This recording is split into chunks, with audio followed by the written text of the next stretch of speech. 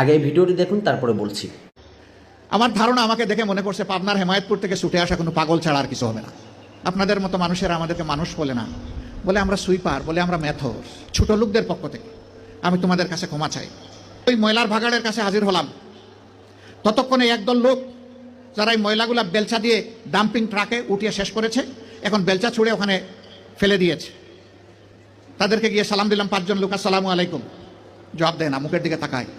আবার সালাম দিলাম আসসালামু আলাইকুম, এবারও জবাব পেলাম না, আবার মুখের দিকে তাকায়। এরপরে বললাম, কি ভাই আপনাদের মধ্যে কি কেউ মুসলমান আছেন?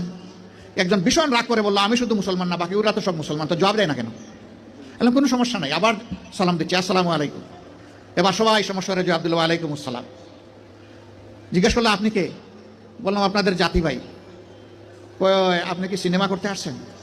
বললাম যে আমার এই চেহারা দেখে মনে হয় যে আমি সিনেমা করতে আসছি। কয় না, তা তো মনে হয় না।